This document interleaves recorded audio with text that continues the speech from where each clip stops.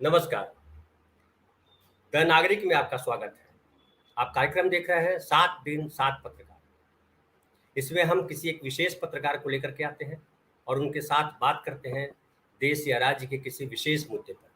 आज हम बात कर रहे हैं मध्य प्रदेश की शिवराज सरकार पर। 2023 में यानी इसी साल चुनाव होने हैं और चुनाव की तैयारी दोनों तरफ से शुरू हो गई है। शिवराज सरकार या कहिए बीजेपी सरकार कहिए कि बीजेपी सरकार जो है पिछले 18 सालों से मध्य प्रदेश में है। उमा भारती पहली मुख्यमंत्री बनी थी उस समय 2000 मुझे लगता है 3 की बात है वो। फिर जो है गौड़ बने मुख्यमंत्री। फिर जो है शिवराज सिंह बने 2005 में मुख्यमंत्री। और उसके बाद तब से बीच में पिछले टर्म में मतलब जो 2018 की बात करें तो 2018 में कांग्रेस हालांकि जीत गई थी, लेकिन ज्योतिरादित्य सिंधिया ने पाला बदल लिया। उनके साथ के कुछ विधायकों ने, कमलनाथ सरकार गिर गई और फिर तब से शिवराज सिंह जो है मुख्यमंत्री है, वहाँ के बीजेपी की सरकार है। तो इस बार जो है फिर टेस्ट होना है कि बीजेपी की सरकार या शिवराज सरकार ने कितना काम किया, क्या किया, वहाँ की जनता किसको चाहती है, बोले वहाँ के नागरिक जो मध्य प्रदेश के नागरिक हैं इस बार किसको वोट देंगे। क्योंकि कांग्रेस भी इस बार जो है कमर कसकर तैयार है। कांग्रेस जो है इस बार राहुल की जो छवि है वो बड़ी बेहतर हो गई है। कांग्रेस के प्रति एक माहौल बना है और मोदी जी के प्रति एक जो है कहते हैं कि उनकी छवि मलिन हुई है। खास करके जो लगातार घटनाएं हो रही है उसमें मणिपुर का भी असर है, उनमें राहुल गांधी की पदयात्रा का असर है, तो ढेर सारी चीजें हैं। तो इन सब बातों पर क्या होने वाला है उसको लेकर के वहाँ ढेर सारे कांग्रेस वाले आरोप लगाते हैं कि वो घोटालों की सरकार है, कई सारे घोटाले हुए, व्यापक घोटाले, तो बिहार में पटवारी घोटाले की चर्चा हो रही है। तो ये सब आरोप प्रत्यारोप तो चलते रहेंगे।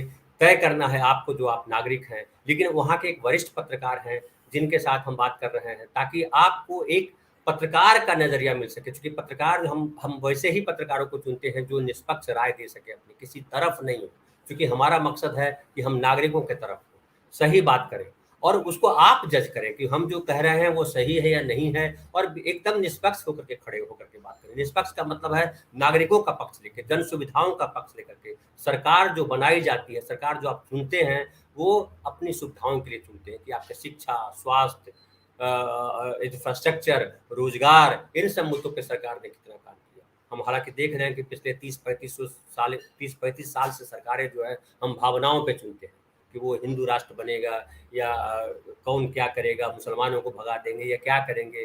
तो इन तमाम चीज़ों पे बन रही है। जातीय संघर्ष है, धार्मिक संघर्ष है, लेकिन उसमें मूल मुद्दे जो हैं, आप किसी जाति धर्म के हों, अगर सड़कें अच्छी होगी तो सबके लिए होंगी, स्कूल अच्छे होंगे तो सबके लिए होंगे, स्वास्थ्य अच्छा होगा तो सबके लिए होगा।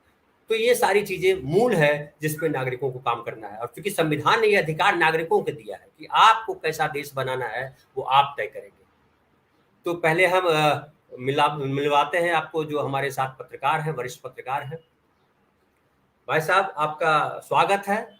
और डॉक्टर प्रकाश हिंदुस्तानी जो हैं वो देश के चर्चित पत्रकार हैं।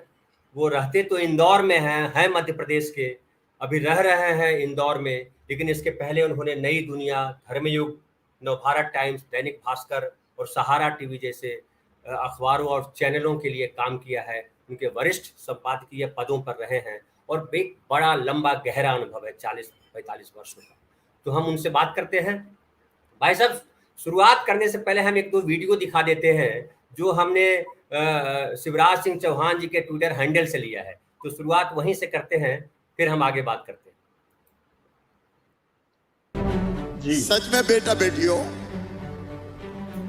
मैं तुमसे बहुत प्यार करता हूं। I love you. तुम्हारे मम्मी पापा सोचते हैं कि हमारे बेटा बेटियों का भविष्य सुरक्षित हो, वो सुखी रहें। वैसे ही सच कह रहा हूं बेटा बेटियों तुमसे, मैं भी दिन रात यही सोचता हूं। 3 लाख बच्चों की फीस अभी भरवा रहा हूं। जब कांग्रेस की सरकार 18, 19, 20 में आ गई थी तो उन्हें लैपटॉप भी बंद कर दिए थे और उन्हें बच्चों की फीस भराना भी बंद कर दी थी। उन्हें बच्चों की जिंदगी बर्बाद करने का पाप किया। कभी हताश मत होना, कभी निराश मत होना, कभी उदास मत होना, कभी ये मत समझना कि मैं क्या करूं। और भी जरूरत होगी तो मामा तुम्हारे लिए नई योजना भी बना देगा।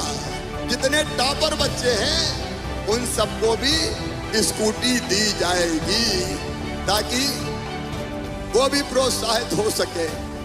और अगले साल से ये लैपटॉप देने वाली योजना बोर्ड की परीक्षा में भी लागू होगी और सीबीएसई के भी परीक्षा में इसको लागू कर देंगे ताकि सभी बच्चों को इसका लाभ मिल सके।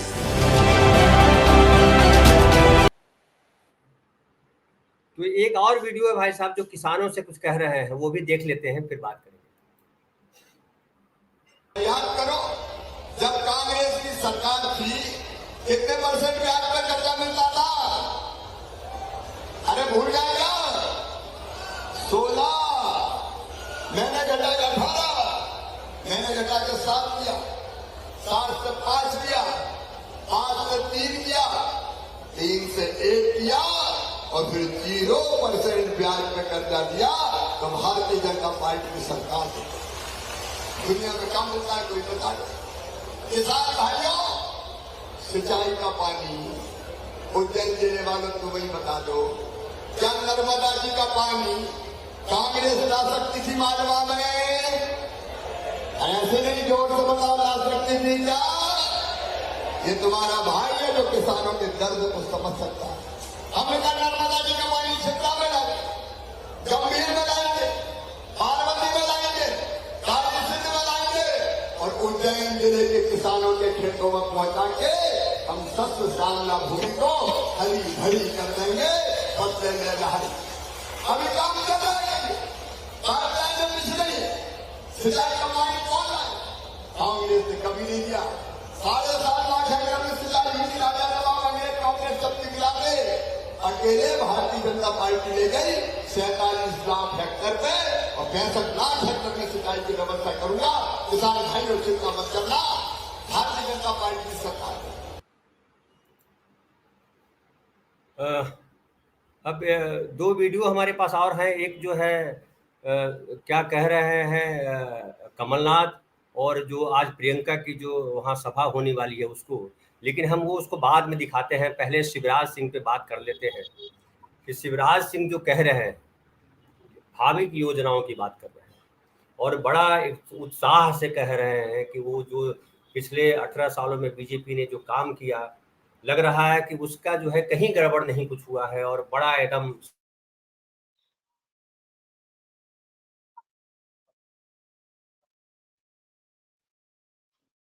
आपके मुख्यमंत्री भी इतने साफ और स्वच्छ हैं, उनकी सरकार इतनी ही साफ और स्वच्छ है। धनंजय जी, हमारे मुख्यमंत्री माननीय शिवराज सिंह चौहान घोषणाओं के मामले में नंबर 1। अगर कोई कंपटीशन हो कि कौन मुख्यमंत्री ने सबसे ज्यादा घोषणाएं की तो पता चलेगा मध्य प्रदेश के मुख्यमंत्री शिवराज सिंह चौहान ने जितनी घोषणाएं की है उतनी कोई भी मुख्यमंत्री घोषणाएं नहीं कर पाए। और उनकी घोषणाओं पर अमल कितना होता है ये तो मेरे ख्याल से वे भी नहीं जानते होंगे, क्योंकि बहुत कम घोषणाएं जिन पर अमल हुआ। एक उनका बड़ा सीधा सा फार्मूला है, अगर वे किसी कस्बे में गए और वहां मिडिल स्कूल है तो वे घोषणा कर देंगे कि अब इस कस्बे में हायर सेकेंडरी स्कूल खोला जाएगा। अगर वहां हायर सेकेंडरी स्कूल है तो घोषणा कर देते हैं कि मैं आया हूं भाइयों और यहाँ आप जल्दी ही कॉलेज खोल दिया जाएगा। लेकिन वो ये वादा नहीं करते कि कॉलेज कब खोलेंगे या स्कूल कब खोलेंगे। अब उन्होंने कहा कि मध्य प्रदेश में नागदा जंक्शन एक और जिला होगा, यानी 54वां जिला होगा मध्य प्रदेश में। तो वे भी लगातार मध्य प्रदेश में इसी तरह की घोषणाएं करते रहते हैं। जहां तक लाभार्थियों की बात है, मुख्यमंत्री शिवराज सिंह चौहान के रहते मध्य प्रदेश पे जो भारी कर्ज है, लगभग 3 लाख करोड़ रुपए का कर्ज मध्य प्रदेश पर है और ये दिन पर दिन बढ़ता जा रहा है। हो सकता है कि कल तक ही ये संख्या और ये आंकड़ा और भी बड़ा हो जाए। जब बीजेपी को 2003 में सरकार मिली थी तब केवल 20,000 करोड़ का कर्ज मध्य प्रदेश पे था। सरकार के पास कर्मचारियों को देने के लिए पैसा नहीं है, उधार मांग मांग के कर्मचारियों को तनख्वाह दे रही है, उधार मांग मांग कर उनका डीए बढ़ा रही है, उधार मांग कर तमाम योजनाएं हो रही है, क्योंकि शायद शिवराज सिंह चौहान को लगता होगा कि अभी तो कर दो, चुनाव होने वाला है। जैसे कि लाडली बहना योजना में उन्होंने घोषणा की है कि मैं बहनों को 3,000 रुपये महीना दूंगा, जो भी महिलाएं 21 साल से बड़ी हैं। पहले 23 साल था, अब 21 साल कर दिया, तो करीब करीब 1.5 करोड़ महिलाओं को वो पैसा दे रहे हैं। उन्होंने 1,000 से शुरुआत की, फिर बड़ा भारी विज्ञापनबाजी की और कहा कि भाइयों मैं इसे अब 1250 करूंगा, फिर 1500 करूंगा, फिर 1750 करूंगा, फिर 2000 करूंगा, फिर 2,500 करूंगा। उन्होंने पूरे रामायण बांची और फिर बताया कि मैं 3,000 भी कर दूंगा अगर मुझे पैसे मिल गए, यानी हमारी स्थिति सुधरी तो। क्योंकि चुनाव है और कर्नाटक में कांग्रेस की सरकार ने 1,500 रुपए महिलाओं को देने की शुरुआत कर दी है। राजस्थान में भी घोषणा हो गई है, तो ये उनकी मजबूरी है। कांग्रेस ने घोषणा की कि अगर वो सरकार में आई तो बहनों को 1,500 रुपये महीना हर महीना देगी। तो बीजेपी को लगा कि कहीं हम पिछड़ न जाएं, लेकिन सरकार के पास पैसे नहीं। पटवारी भर्ती में जो घोटाले हुए वो तो जबरदस्त है। मैं उस पे आता हूँ भाई साहब, घोटालों पे भी आता हूँ। मैं ये जी कहूँ जी कि जो है बड़ा पुराना जो है कथन है, उक्ति है बड़े आदमी की, ऋणम कृत्वा घृतम पिबेत, ऋण जी लेकर घी पियो। हाँ तो ऋण लेके अगर घी पी रहे हो और स्वस्थ हो, और फिर जो है मेहनत करो, काम करो और कर्जा चुका दो, तो अच्छी बात। लेकिन अगर आप कर्ज लो और आप सैलरी न दे पाओ, विकास के कार्यक्रम न कर पाओ, घोटालों में पैसा कहीं घुस जाए, तो बड़ा टेंशन है। तो कांग्रेस का जैसा आरोप है कि ये सरकार जो है बेसिकली बीजेपी सरकार घोटालों की सरकार है, और 50 घोटाले हैं। और सबसे बड़ा घोटाला उसमें व्यापम घोटाला हुआ। अभी पटवारी घोटाला की आप बात कर रहे थे, पटवारियों में भी कहा जा रहा है कि पटवारी का जो चयन हुआ उसमें भी घोटाला हुआ। तो क्या कांग्रेस का आरोप ये सही लगता है कि घोटालों की, वाकई घोटालों की सरकार है? क्योंकि हालांकि मैं कहूं कि व्यापम में तो अब तक कोई रिजल्ट मुझे नहीं पता है कि आया है तो आप बताइए कि व्यापम में कुछ 50 के करीब लोग संदेहास्पद स्थिति में मारे गए, जो भी हुआ, लेकिन वो अब तक नहीं समझ में आया कि हुआ क्या। सीबीआई जांच कर रही है, उसका क्या हुआ? प्रधानमंत्री इतने साल से भ्रष्टाचार के खिलाफ आंदोलन चला रहे हैं, एकदम गारंटी देने की बात करते रहते हैं। मध्य प्रदेश में जाकर के उन्होंने गारंटी दी कि भ्रष्टाचारियों को जेल भेजने की गारंटी देंगे। लेकिन इतने सालों में, अब बताइए कि 18 सालों में या 15 सालों में या 10 सालों में भी अगर आप घोटालेबाजों को बंद नहीं करेंगे तो क्या करेंगे? फिर क्या आप कानून बना रहे हैं, क्या आप सरकार चला रहे हैं? जी देखिए, शिवराज सिंह चौहान का एक मात्र और एक मेव लक्ष्य है कि आगामी चुनाव में किसी भी तरह बीजेपी को बहुमत मिल जाए। 2018 का अनुभव उनका बुरा नहीं रहा।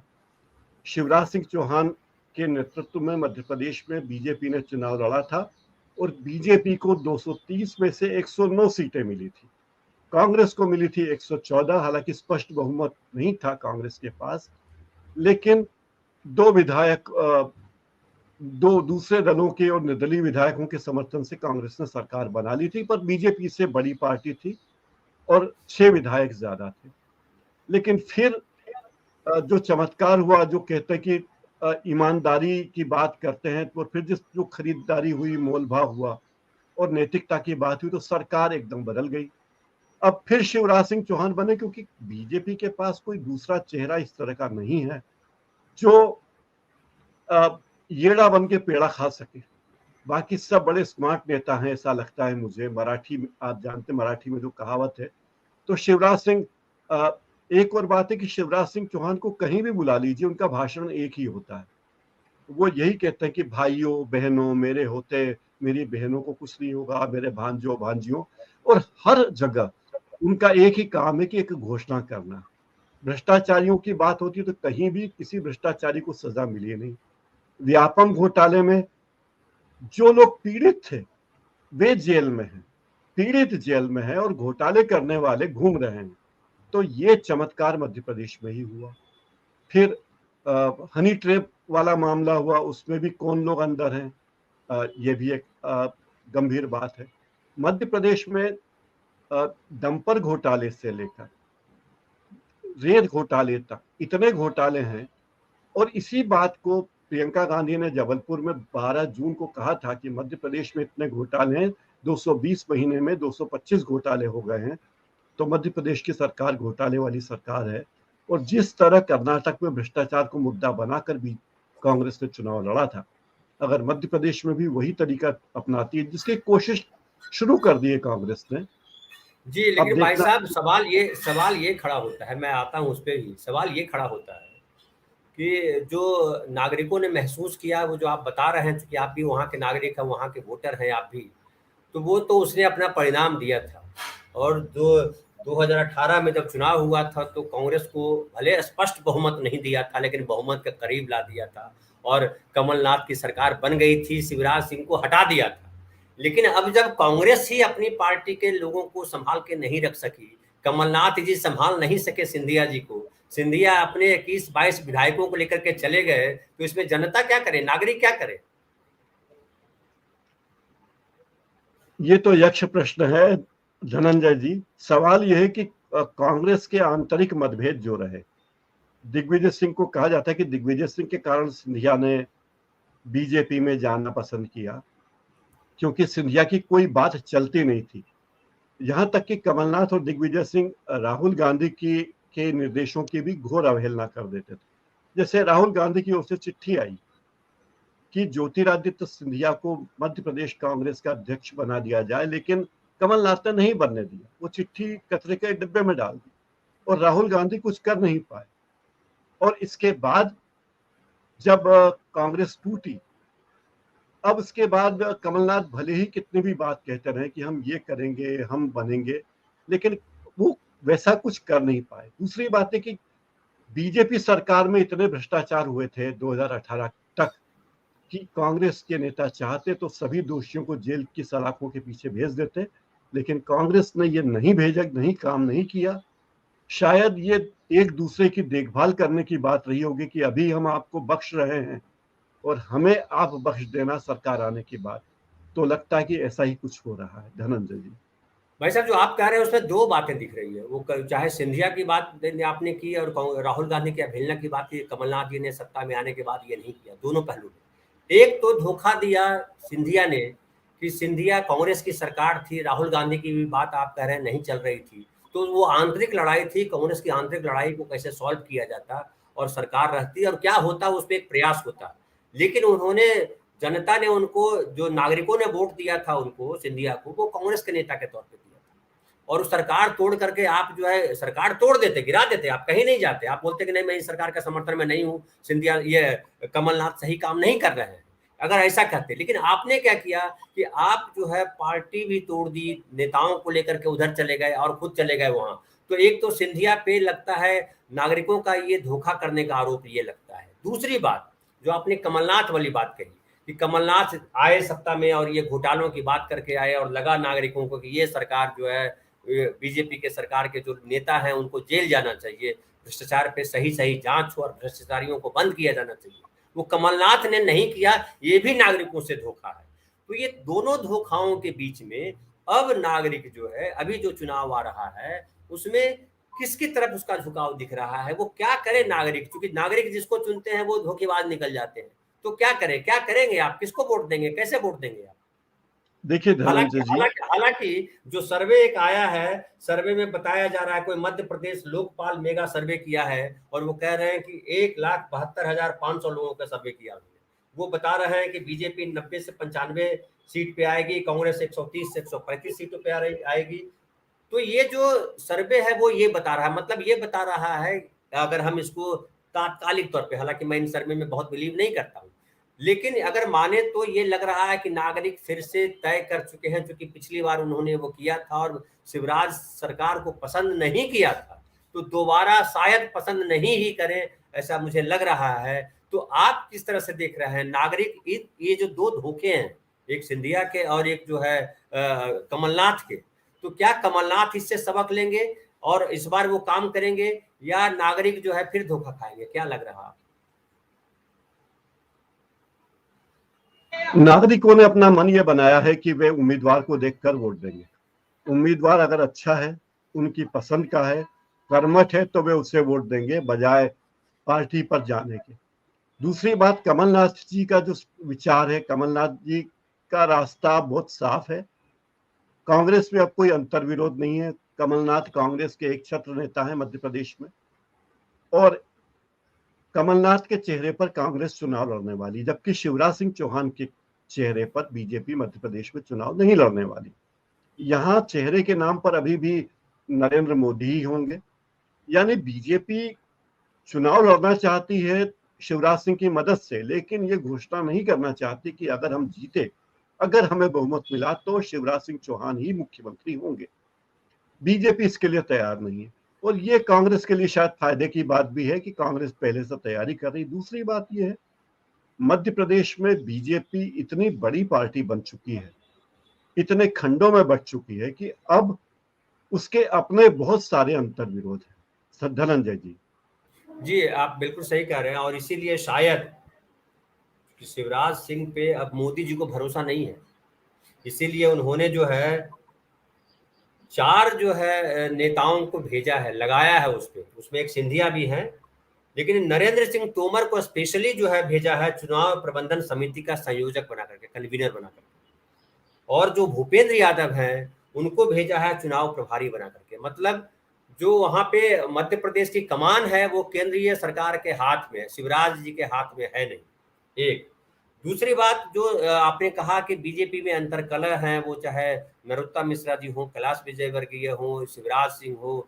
मतलब पुराने और नए जो बीजेपी है, जो एक बीजेपी है जो वाजपेयी जी के समय की बीजेपी है, शिवराज सिंह साथ में है, एक बीजेपी है जो मोदी जी और शाह जी की बीजेपी है, और एक मुझे और लगता है उमा भारती भी एक तीसरा खेमा है। उमा भारती भी अपना कुछ काम करती रहती, क्योंकि उनको तो दोनों ने किनारे रख करके रखा, या किनारे खुद हो गए, जैसा भी रहा।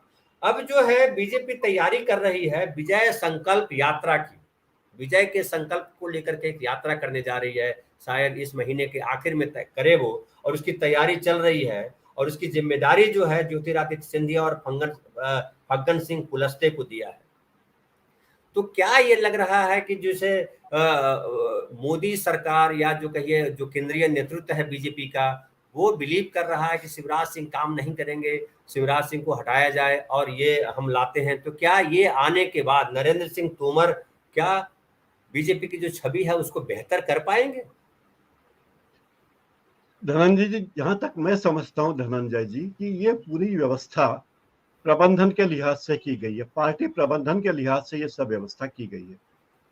नरेंद्र सिंह तोमर को लाना मजबूरी थी, क्योंकि ग्वालियर चंबल क्षेत्र में ज्योतिरादित्य सिंधिया एक बड़ा चेहरा बीजेपी का बन चुके हैं।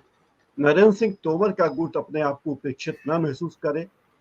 नरेंद्र सिंह तोमर केंद्र में मंत्री हैं, संगठन में बड़े बड़े पदों पर रहे हैं, इसलिए उनको लाना लाजमी था।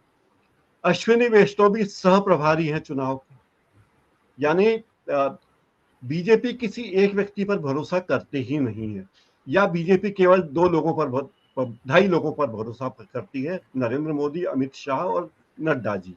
बाकी सारे लोग उनके लिए बहुत छोटे छोटे दरोगा होते हैं, या कहना चाहिए थानेदार होते हैं, जो उनकी तरफ से निगरानी करते हैं। सवाल बीजेपी के सामने सबसे बड़ी चुनौती यह है कि कोई चेहरा उसके पास है ही नहीं। बीजेपी या इतने चेहरे हैं और कोई भी चेहरा सर्वमान्य नहीं है। कांग्रेस ने एक सर्वमान्य चेहरा कमलनाथ का प्रस्तुत कर दिया है, जिसे सब लोग मान रहे हैं, अरुण यादव भी मान रहे हैं, सुरेश पचौरी भी मान रहे हैं, विजय लक्ष्मी साधु, सभी मान रहे हैं, लेकिन बीजेपी में ऐसा संभव नहीं है। और जब 2018 के चुनाव हारने के बाद, कमलनाथ की सरकार गिरने के बाद, जब फिर से शिवराज सिंह चौहान मुख्यमंत्री बने थे, तब ये कहा जा रहा था कि अब शिवराज सिंह चौहान कितने दिन के हैं ये देखना होगा, 1 महीने, 2 महीने, 3 महीने। और पिछले साल भर से तो ये अखबारों के स्थायी स्तंभ की तरह है कि शिवराज सिंह चौहान अब गए तब गए, अब गए तब गए। यानी शिवराज सिंह चौहान इतने मझधार में है, इसका भरोसा उन्हें खुद भी नहीं होगा कि वो कितने दिन वो रह पाएंगे। लेकिन चूंकि वे एक बड़े घोषणावीर हैं, अपने आप को मोदी और शाह के वफादार साबित करने में कोई मौका नहीं चूकते। उनकी कार्यशैली बिल्कुल वही है जो प्रधानमंत्री नरेंद्र मोदी और बीजेपी की केंद्रीय नेतृत्व की है।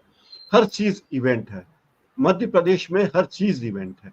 और आपने देखा होगा अभी जो आपने वीडियो दिखाया, जो उनके ट्विटर अकाउंट से लिया है, उसमें वो स्टेज से भाषण नहीं दे रहे हैं, वो रैंप पे चल, फैशन शो होता है ना, जिसमें एक एक सुंदरी बिल्कुल। आती है, अलग अलग पोशाकें नहीं, बदलती फैशन है। शो क्या बोलिए, वो स्टेज शो जब करते हैं किसी किसी बड़े बड़े सिंगरों के, तो वैसा ही मंच बनाया जाता है, वो सिंगर जो है मंच तक दूर तक जाता है जनता हाँ के बीच में, वो है वो। जी जी। तो ये सब इवेंट की सरकार है। और जी। मध्य प्रदेश में तो सरकार चला रहे 3-4 ब्यूरोक्रेट्स। न तो बीजेपी के दूसरे नेताओं की चलती है, यहाँ चलती है उन ब्यूरोक्रेट्स की, शिवराज सिंह चौहान की और शिवराज सिंह चौहान के परिजनों की, जिसमें उनकी पत्नी का नाम मुख्य रूप से बताया जाता है, धनंजय जी। जी, लेकिन भाई साहब, जो आपने कहा कि 2.5 लोगों की चलती है बीजेपी में, लेकिन मुझे लगता है 2.5 लोग भी नहीं है, वो एक ही है।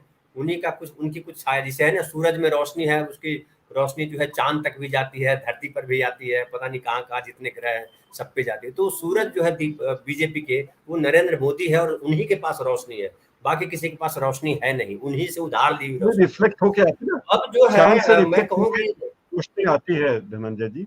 चांद से जी, रिफ्लेक्ट होके रोशनी आती है, वैसे ही नड्डा जी से रिफ्लेक्ट होके, अमित शाह हाँ से हाँ हाँ हाँ रिफ्लेक्ट होके थोड़ी हाँ, थोड़ी आती रहती है जी। बिल्कुल। लेकिन ये रोशनी शीतल हो, चांद की रोशनी तो शीतल होती है, लेकिन यहाँ से जो रिफ्लेक्ट होकर के आता है वो भी अहंकार ही निकल करके आता है। जिस तरह से उन्होंने जी कहा था नड्डा साहब ने वहां जाकर के पटना में, कि सारे विपक्षी जो खास करके जो रीजनल पार्टियां हैं वो खत्म हो जाएंगी, तो मुझे लगता है मोदी जी ने भी जो नहीं कहा था वो जाकर के वो बोल आए थे।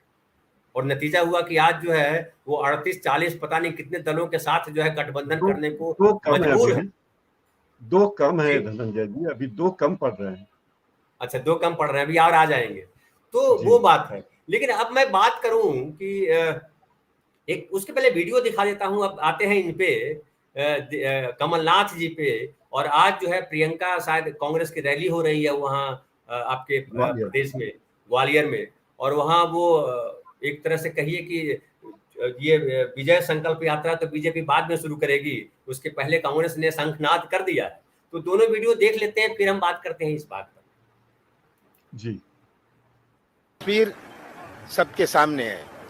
सबसे बड़ी चिंता मुझे नौजवानों की है, खास करके जो हमारे आदिवासी नौजवान हैं, जो सबसे कमजोर वर्ग के नौजवान हैं, जिनका भविष्य सुरक्षित नहीं है। बेरोजगारी हमारी सबसे बड़ी समस्या है मध्य प्रदेश में।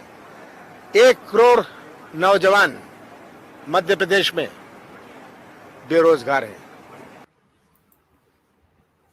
तो आपने देखा, ये कह रहे हैं कि बेरोजगारी सबसे बड़ी समस्या है, और 1 करोड़ लोग जो है बेरोजगार हैं, आदिवासियों के लिए बड़ी चिंता है इनको। लेकिन जो आपने बात कही और जो कांग्रेस की सबसे बड़ी चिंता है, जिस जो प्रहार है शिवराज सिंह चौहान पर, कि भ्रष्टाचारी की सरकार है, भ्रष्टाचार है, भ्रष्टाचार पे बात ही नहीं कर रहे हैं। और आपने जो कहा पहले कि ये जो है जब इनको सत्ता आई इनकी, तो भ्रष्टाचारियों पे कहीं काम नहीं किया, ये चुप हो गए उस पे। तो ये जो चुप्पी है, ये तो नागरिक भी समझ रहे हैं, और ये चुप्पी जो है वो कांग्रेस भी समझ रही है। तो इस चुप्पी से इस पे जो नागरिक हैं वहां के, उनका क्या रिएक्शन होगा चुनाव के समय? मध्य प्रदेश में लोगों की आम धारणा है, मैं ये आम धारणा की बात कर रहा हूँ, कि कमलनाथ जी और कमलनाथ जी और दिग्विजय सिंह जी का लक्ष्य पूरा हुआ। उन्हें बेरोजगारों के रोजगार की चिंता थी, तो दोनों के बेटों के रोजगार की व्यवस्था अच्छी हो गई, क्योंकि उन्होंने मिलजुल कर ज्योतिरादित्य सिंधिया को कांग्रेस से जाने के लिए मजबूर कर दिया। अब उनके बेटों का भविष्य सुरक्षित है। और मुझे लगता है कि ये जो चुनाव है लोकसभा या विधानसभा का, इसके बाद इन दोनों नेताओं की भूमिका बहुत कमजोर होने वाली है, बहुत छोटी होने वाली है। और लोकसभा चुनाव तक अगर इनकी भूमिका रहेगी तो बड़ी बात है, क्योंकि दोनों नेता 75 पार हैं।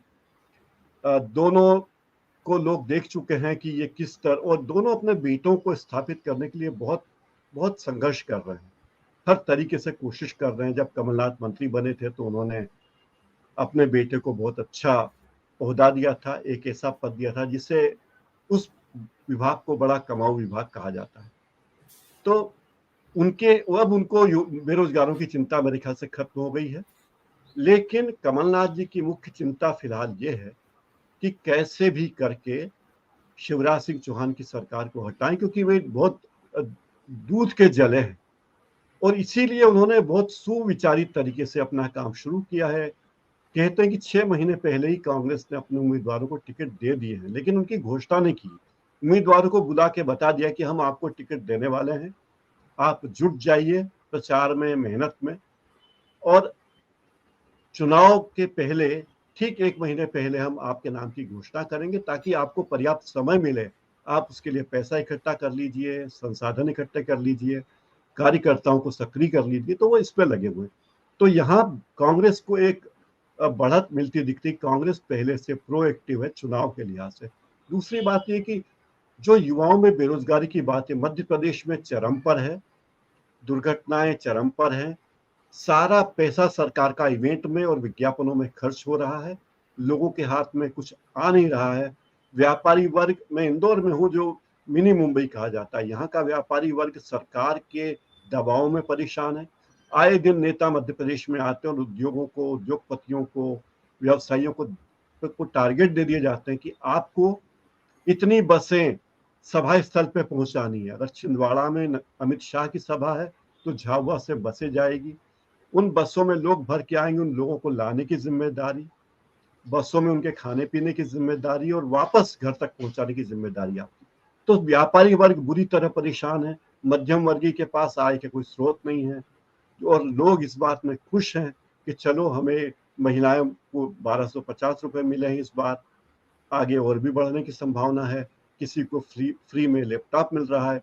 लेकिन मध्य प्रदेश में टैक्स की बहुत बुरी हालत है, बहुत ज्यादा टैक्स देने पड़ रहे हैं लोगों को, और सरकार इसकी तरफ से बिल्कुल बेपरवाह है। धनंजय जी। जी, तो ये बात जो आप कह रहे हैं उसमें ये आ रहा है कि शायद ये कांग्रेस के जो लोग हैं उनको ये लग रहा है कि पिछली सरकार या कमलनाथ जो है, चूंकि राहुल गांधी की भी अगर बात नहीं मानते रहे और सिंधिया चले गए, तो जाहिर है कमलनाथ को लेकर के, या आपने कहा दिग्विजय सिंह अपने बेटे को एस्टैब्लिश करना चाहते हैं और उसी एस्टैब्लिशमेंट के चक्कर में सिंधिया बाहर हो गए। तो अब राहुल गांधी लेकिन पहले वाली स्थिति में नहीं है। राहुल गांधी आज जो है कांग्रेस के एक मजबूत नेता है, और प्रियंका गांधी भी उसी ताकत से लगी हुई है। जैसे कि हिमाचल प्रदेश में पूरी कमान संभाली और हिमाचल प्रदेश में फाइनली जीत मिली कांग्रेस को, अच्छी जीत मिली, और नया व्यक्ति मुख्यमंत्री बना, वहां सुक्खू मुख्यमंत्री बने। जो पहले कहा जा रहा था कि वो माता जी जो है राजमाता है वो बनेगी या वो तय करेंगी कि कौन मुख्यमंत्री होगा, शायद वीरभद्र सिंह की पत्नी है वो। अच्छा, अब तो क्या यहाँ पे फिर से जो है ये कांग्रेस जो है उन पे भरोसा नहीं कर रही है? कमलनाथ और दिग्विजय सिंह के भरोसे जो है चुनाव नहीं लड़ रही है कांग्रेस। जो है अभी आज ही जो रैली हो रही है इसमें ये प्रियंका गांधी को प्रोजेक्ट कर रही है, और कांग्रेस ये भी कर रही है कि जो है किस तरह से राहुल गांधी का वहां प्रभाव रहे, प्रियंका का प्रभाव रहे। पहले वो वीडियो देख लेते हैं, फिर आपसे सवाल करेंगे और आप जवाब दीजिएगा। जो बदलाव ला रही है, वो आंधी आ रही है जो जन सैलाब ला रही है, वो प्रियंका गांधी आ रही हैं जो मध्य प्रदेश को नई राह दिखला रही हैं। कांग्रेस राष्ट्रीय महासचिव प्रियंका गांधी जी और प्रदेश कांग्रेस अध्यक्ष कमलनाथ जी मध्य प्रदेश में जंगल राज को समाप्त करने आ रहे हैं। नए विजन और नए मिशन के साथ मध्य प्रदेश को तरक्की और खुशहाली की नई दिशा दिखलाने आ रहे हैं। दिनांक 21 जुलाई, स्थान मेला ग्राउंड ग्वालियर, समय सुबह 11 बजे। बदलाव होगा हाथों हाथ जब जन जन होगा साथ। तो बदलाव होगा जब जन जन होगा साथ। जनता तो साथ होती है भाई आपके, लेकिन आप क्या करते हो ये इंपॉर्टेंट होता है। नेता तो साथ, नेता क्या करते हैं, नागरिक तो साथ देते हैं, आपको पिछली बार दिया था। तो मुझे लग रहा है कांग्रेस को ये एहसास है कि अगर कमान कमलनाथ जी के हाथ में या दिग्विजय सिंह के हाथ में दे दिया जाए तो शायद, शक है उनको भी, केंद्रीय नेतृत्व को, जैसे बीजेपी के लोगों को शक है वैसे यहाँ है। हालांकि बीजेपी के कई लोग टूट करके आए हैं कांग्रेस में, लेकिन प्रियंका को जिस तरह से वहां प्रोजेक्ट किया जा रहा है, और मुझे लगता है कि ये प्रोजेक्शन इसलिए भी है कि ये केंद्रीय नेतृत्व अपने हाथ में चीजों को रखना चाहती है। साथ ही साथ अगर किसी को लगे कि यार कमलनाथ जो है वो गड़बड़ था, तो कमलनाथ की जगह प्रियंका आएंगे तो प्रियंका कुछ कर पाएंगी वाली स्थिति होगी। आपको क्या लगता है क्यों इनको प्रोजेक्ट किया जा रहा है उस तरीके से? क्या हम जो कह रहे हैं कि कमान केंद्रीय नेतृत्व ने ले ली है, ये सही है? धनंजय जी, मुझे इस बारे में कोई भरोसा नहीं है मुझे, क्योंकि कमलनाथ जी जो कहते हैं, कमलनाथ जी पहली बात है कि बहुत वरिष्ठ मंत्री हैं, कांग्रेस के नेता हैं, केंद्र में मंत्री रहे हैं। वे तब केंद्र में मंत्री थे जब नरेंद्र मोदी मुख्यमंत्री भी नहीं बने थे। तो नरेंद्र मोदी उन्हें केंद्रीय मंत्री के रूप में भी जानते हैं, इज्जत देते हैं। अर्जुन सिंह जैसे व्यक्ति को मुख्यमंत्री बनवाने वाले कमलनाथ हैं।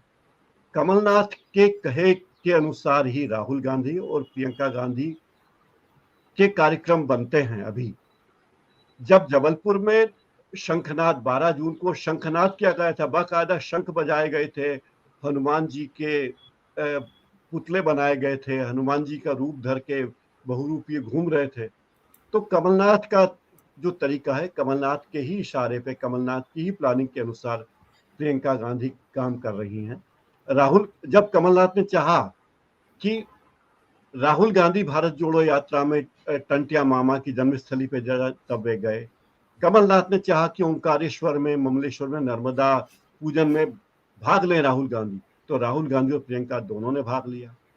तो कोई भी कार्यक्रम मध्य प्रदेश में बनता है राहुल गांधी का या प्रियंका का, तो कमलनाथ जी की योजना के अनुसार ही बनता है। और कमलनाथ ने अब बीजेपी का सॉफ्ट हिंदुत्व वाला रुख अपना लिया है। उसी के मुताबिक आप देखिए कि राहुल गांधी भारत जोड़ो यात्रा में कितने मंदिरों में गए। उज्जैन में महाकाल मंदिर में उन्होंने दंडवत किया, ओंकारेश्वर में दंडवत किया, तो कई मंदिरों में गए। उन्हीं के बताए अनुसार प्रियंका गांधी भी जा रही हैं। और मेरे ख्याल से राहुल गांधी और प्रियंका के लिए कमलनाथ बहुत बड़ी हस्ती हैं, लेकिन सोनिया गांधी के लिए शायद वो नहीं है।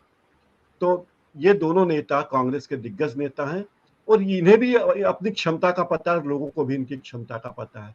उत्तर प्रदेश में प्रियंका गांधी को पूरी आज़ादी दी गई थी। उन्होंने घोषणा कर दी कि 40% टिकट महिलाओं को देंगे और पूरे उत्तर प्रदेश में 2 विधायक कांग्रेस के आए हैं। और वोट का प्रतिशत आप देख लीजिए। ये बात तय है कि अगर कांग्रेस में केवल प्रियंका और राहुल के बूते पर चुनाव नहीं लड़े जा रहे, कर्नाटक में भी आप देख लीजिए DK शिव कुमार ने कितने महीने तक मेहनत की थी। राजस्थान में देखिए 5 साल तक सचिन पायलट अपने घर पे नहीं सोए, 5 साल तक वे हर रोज राजस्थान के गांव-गांव में घूमे। उनकी नाराजगी अपनी जगह सही है कि सरकार बनाने में उनकी बहुत अहम भूमिका रही। तो ये सारी बातें कहने को है, लेकिन प्रियंका गांधी का अच्छा चेहरा है कांग्रेस का। उनको देखने के लिए लोग बड़ी संख्या में कूद पड़ते हैं। उनका अंदाज कुछ कुछ इंदिरा गांधी की तरह है। उनको देखने बहुत लोग आते हैं। और एक कांग्रेस के बहुत मेरे परिचित हैं, पदाधिकारी रहे, उन्होंने कहा कि प्रियंका गांधी काफी पहले राजनीति में आना चाहती थी, लेकिन पारिवारिक कारणों से, क्योंकि बच्चे उनके छोटे थे, तो वे पूर्णतः राजनीति में नहीं आई। अब उनके बच्चे पढ़ाई के मामले में अपनी दिशा तय कर चुके हैं, इसलिए अब वे राजनीति में सक्रिय हैं। तो प्रियंका गांधी आएंगी और अगर मध्य प्रदेश में कांग्रेस की सरकार बनती है तो निश्चित ही इसके क्रेडिट तो प्रियंका गांधी को मिलेगी और सोनिया गांधी को मिलेगी। मुझे लगता है राहुल गांधी चुनावी राजनीति से काफी हद तक विमुख हो चुके हैं और एक तरह से संतत्व को प्राप्त कर चुके हैं। धनंजय जी, तो वैसे आज सुप्रीम कोर्ट का जजमेंट आने वाला है आज, वो तो अलग हम सबकी निगाह वहाँ पे है। और आप जो कह रहे हैं कि वो राहुल गांधी अलग राह ले चुके हैं, वो भी अपनी जगह एक सही है। लेकिन मैं कहूँ कि एक हमारे दर्शक जो है वो पूछ रहा है, अमनदीप नाम है, वो पूछ रहा है कि सर इंडिया में डेमोक्रेसी रहेगी या नहीं, क्या लगता है आपको? भाई, जब तक भारत में नागरिक हैं तब तक डेमोक्रेसी, और डेमोक्रेसी से भी ज़्यादा मैं बोलूँगा गणराज्य रहेगा, है ना। तो ये रहेगा, ये हटने वाला नहीं है। जब तक आप ये सवाल कर रहे हैं तब तक नहीं खत्म होने वाला। तो मैं एक आखिर में आप सवाल करूं भाई साहब कि आप जो हम जिस तरह से हम लोगों ने एक विश्लेषण किया है, उसमें घोटाले और भ्रष्टाचार के मुद्दे जो है, जो सबसे इम्पोर्टेंट बताते रहते हैं मोदी जी, या जो कांग्रेस जिस तरह से आरोप लगाती रहती है शिवराज सिंह पे, वो दोनों मुद्दे जो है, मुद्दे तो हैं, चुनाव में है, लेकिन वो असर दिखता नहीं है जब सरकार बन जाती है। तो क्या आपको ये लगता है कि नागरिक जो है ये मान चुकी है कि भ्रष्टाचार तो होगा, उसको रोका नहीं जा सकता है, एक, और भ्रष्टाचार कोई बड़ा मुद्दा उसके लिए नहीं रहा। दूसरी बात, क्या नागरिक मजबूर हैं कि हमें इन्हीं से किसी को चुनना है? और तीसरी बात, कि क्या प्रियंका राहुल का जो प्रभाव कांग्रेस में बढ़ रहा है, ठीक है आप कह रहे हैं कि जो कमलनाथ के इशारे पे ही सब होता है, लेकिन राजनीति तो संभावनाओं का खेल है, कब क्या पलट जाए कुछ नहीं पता। तो एक उम्मीद है लोगों को, खास करके कांग्रेस के कार्यकर्ताओं को, कि राहुल जी जब सत्ता संभालेंगे या कमान संभालेंगे तो न्याय करेंगे। खड़गे साहब से भी एक उम्मीद है, क्योंकि खड़गे जो है कांग्रेस के अध्यक्ष हैं, और जिस तरह से मोदी जी ने कल कहा कि राजस्थान की तरफ उंगली उठा दी उन्होंने महिलाओं पे अत्याचार को लेकर के, या मध्य प्रदेश में भी जो है रेप की घटनाएं कम नहीं है। मैं कल देख रहा था एनआरसीबी की रिपोर्ट, उसमें सबसे ज्यादा राजस्थान में है, उसके बाद मध्य प्रदेश में। और मध्य प्रदेश में दलितों के साथ जिस तरह से बर्ताव हो रहा है राजस्थान में, उससे कम जो है मध्य प्रदेश में नहीं है। और जिस तरह से पेशाब कांड बड़ा हिट हुआ गलत शब्द हालांकि है, पेशाब कांड जिस तरह से चर्चा में आया, और बहुत बुरी बात है जिस तरह से वो घटनाक्रम हुआ, लेकिन जिस तरीके से उसको शांत कर दिया गया, उसमें सरकार की मंशा दिखाई पड़ती है कि दलितों के साथ या वंचितों के साथ सरकारें आमतौर पे नहीं है, चाहे राजस्थान हो या चाहे मध्य प्रदेश हो। तो क्या दलितों में क्या भाव है, क्या खड़गे, क्या राहुल गांधी, क्या प्रियंका गांधी इस पे कुछ असर डाल पाएंगे? मध्य प्रदेश में आमतौर पर दलित वर्ग या पिछड़ा वर्ग के लोग, आदिवासी वर्ग अब तक कांग्रेस के साथ रहा है और कांग्रेस का साथ देता आया है। पिछले चुनाव में भी कांग्रेस की सरकार बनी तो उसमें आदिवासियों का वोट बहुत अहम था। राहुल गांधी इस बात को समझते थे, जो उनकी भारत जोड़ो यात्रा निकली वो प्रमुखतः आदिवासी जिलों से ही होकर गुजरी, और उसी से बीजेपी बौखलाई हुई है। और बीजेपी ने अपनी तैयारी, अपनी फायर फाइटिंग शुरू कर दी है। आप देखिए, राहुल गांधी की भारत जोड़ो यात्रा के मध्य प्रदेश से गुजरने के बाद मध्य प्रदेश में अनेक योजनाएं दलितों के नाम पर लाई गई, आदिवासियों के नाम पर लाई गई। ये तो वे घोषणाएं जो सरकारी स्तर पर है, इसके पीछे जो आरएसएस का संगठन चल रहा है, आरएसएस के लोग जिस तरह आदिवासी इलाकों में काम कर रहे हैं, अप्रत्यक्ष रूप से वे भी बीजेपी के लिए ही काम कर रहे हैं। तो बीजेपी अपनी फायर फाइटिंग में लगी हुई है। बीजेपी को ये लगता है कि अगर दलित वोट उसके हाथ से छिने तो सरकार उसके हाथ से चली जाएगी। धनंजय जी, एक दर्शक हमारे लिख रहे हैं कि फायर फाइटिंग नहीं, फायर स्प्रेडिंग कहिए सर। ठीक है, आप नागरिक हैं, आप जो कहें, हमें थोड़ा सा लिहाज रखना पड़ता है, मर्यादा रखनी पड़ती है। और हम वही, चूंकि हम जो कह रहे हैं, हम बीच में ब्रिज हैं, नागरिक और नेता सरकार के बीच के ब्रिज हैं, हम कोई फैसला देने वाले नहीं हैं। तो प्रकाश भाई, हमारा समय से ज़्यादा हो गया जो हम तय करते हैं। आप आए, बहुत बहुत आपका धन्यवाद। और साथियों, दोस्तों, हम जो ये कार्यक्रम कर रहे हैं, एक तस्वीर रखने की कोशिश कर रहे हैं। हो सकता है कि हम 360 डिग्री पे सच नहीं बोल रहे हैं, क्योंकि कोई नहीं बोल सकता, हम पूरी तस्वीर नहीं रख सकते, लेकिन जितना हमको दिखाई पड़ता है उसमें हम कोशिश करते हैं कि वो तस्वीर जो है निष्पक्ष रहे, किसी के साथ भेदभाव न हो, और नागरिक, क्योंकि संविधान ने नागरिकों को ये अधिकार दिया है अपनी सरकार चुनने का, उसको तय करने का अधिकार है, उसका देश है, नागरिकों का देश है, तो नागरिक तय करे। तो मैं भी चूंकि एक नागरिक हूं, तो मेरा भी एक पर्सपेक्टिव होता है, और चूंकि हम जर्नलिस्ट हैं, तो पत्रकार वाली भूमिका में जब हम आते हैं तो नागरिक को हम पीछे कर देते हैं, और जो हमें दिखता है वो हम सामने रखते हैं। तो आपने ये प्रोग्राम देखा, आपको कैसा लगा आप जरूर बताएं, और हमारा कार्यक्रम अगर आपको अच्छा लगता है तो आप शेयर करें दोस्तों के साथ, और हमारा चैनल सब्सक्राइब करें, आगे बढ़ाएं। बहुत बहुत धन्यवाद, नमस्कार।